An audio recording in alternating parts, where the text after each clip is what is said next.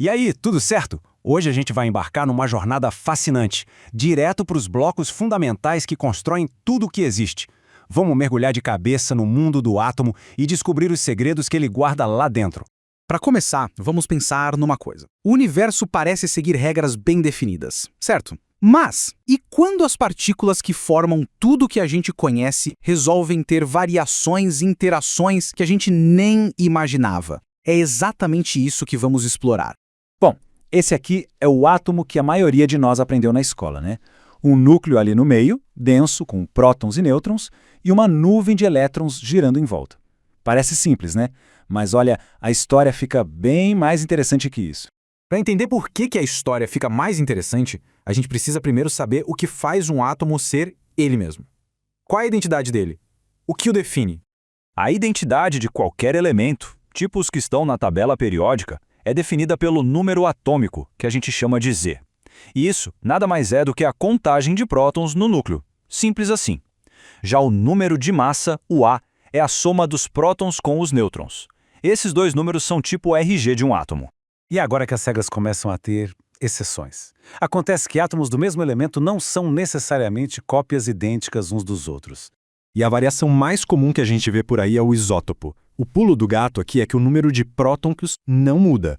Um átomo de carbono vai ser sempre um átomo de carbono. O que pode variar é a quantidade de nêutrons. E essa diferença, que parece pequena, é a base para tecnologias incríveis, tipo a datação por carbono 14, que ajuda a gente a saber a idade de fósseis ou até mesmo em exames médicos super avançados. O hidrogênio é o exemplo perfeito disso. Olha só, o prótimo não tem nenhum nêutron, o deutério tem um e o trítio tem dois. Todos eles são hidrogênio, porque todos têm um próton, mas as massas são diferentes. E no caso do trítio, essa pequena diferença já o torna instável e, por consequência, radioativo. Agora, o legal dessa tabela é que ela organiza tudo direitinho pra gente. Isótopos têm o mesmo número de prótons, beleza? Isóbaros, por outro lado, têm o mesmo número de massa, mas são elementos totalmente diferentes. E os isótonos, o nome já entrega um pouco, né? Eles compartilham o mesmíssimo número de nêutrons. É um jeito bem claro de separar essas famílias atômicas. Mas a identidade de um átomo é só o começo da conversa.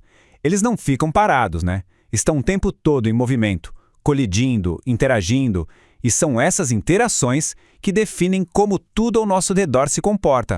Basicamente, quando átomos batem um no outro, três coisas podem rolar. Numa colisão elástica, eles batem e saem voando, tipo bolas de bilhar, e a energia se conserva. Numa inelástica, parte da energia do movimento é usada para excitar um átomo, ou seja, deixá-lo com mais energia.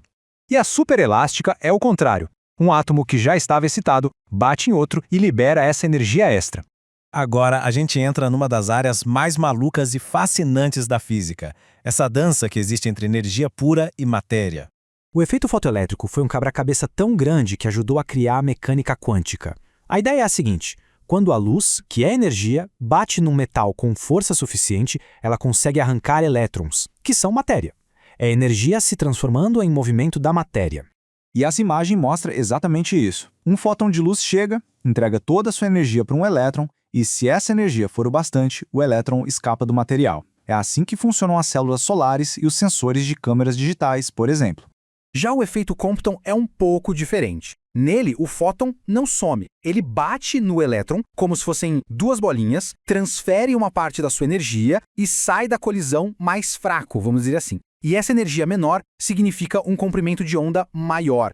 A imagem deixa tudo bem claro. O fóton que chega tem um comprimento de onda mais curtinho, depois da batida, o fóton que sai tem um comprimento de onda mais longo, enquanto o elétron é jogado para longe. Isso foi uma prova incrível de que a luz também pode se comportar como uma partícula. E aqui a coisa fica ainda mais fantástica. Se um fóton tiver muita, mas muita energia mesmo, tipo um raio gama, ele pode simplesmente se transformar em matéria. E não em uma partícula só, mas em um par, um elétron e a sua contraparte de antimatéria, o pósitron. Então, o ponto principal é este. Energia pura, se estiver nas condições certas, pode criar massa a partir do nada. É a famosa equação de Einstein, E igual a mc², acontecendo bem na nossa frente. A natureza adora um equilíbrio. Se a energia pode criar um par de matéria e antimatéria, o que acontece quando esse par se encontra? Pois é, eles se aniquilam. A massa deles é toda convertida de volta à energia pura. E aqui a gente vê o fim dessa dança. O elétron e o pósitron se encontram, desaparecem e no lugar deles surgem dois fótons de raios gama, que carregam toda a energia que antes estava guardada na massa das partículas. Um ciclo perfeito de criação e destruição.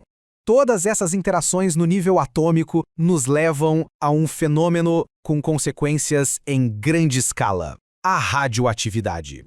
Ela nada mais é do que o resultado de núcleos atômicos instáveis tentando encontrar um estado mais equilibrado. Existem 3 tipos principais de radiação. A alfa é uma partícula pesada, praticamente um núcleo de hélio, e é bem fácil de barrar. A beta é um elétron ou pósitron em alta velocidade e já penetra um pouco mais. E a gama? Bom, a gama não é uma partícula, é energia pura, tipo um raio-x superpotente e a mais difícil de parar de todas. E cada tipo de radiação segue leis de transformação bem rígidas. No decaimento alfa, um átomo literalmente vira outro elemento, 2 casinhas para trás na tabela periódica. No decaimento beta, ele anda uma casinha para frente ou para trás. Já o decaimento gama não muda o elemento, só, digamos, o acalma, liberando o excesso de energia. E quando o assunto é decaimento, as escalas de tempo são difíceis de imaginar. Esse número enorme aí na tela é a meia-vida do urânio-238.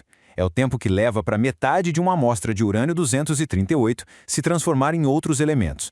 4 bilhões e meio de anos. É praticamente a idade do nosso planeta. Então, desde a energia que faz as estrelas brilharem até os isótopos que usamos na medicina ou num simples detector de fumaça em casa, a física do átomo está por toda parte. A pergunta que fica é, com tanto poder e tanta complexidade em algo tão pequeno, quais serão as próximas fronteiras que a gente vai conseguir desvendar? Se você está gostando dessa aula, eu recomendo acompanhar ela lendo o slide sobre o conteúdo que estará no primeiro link da descrição.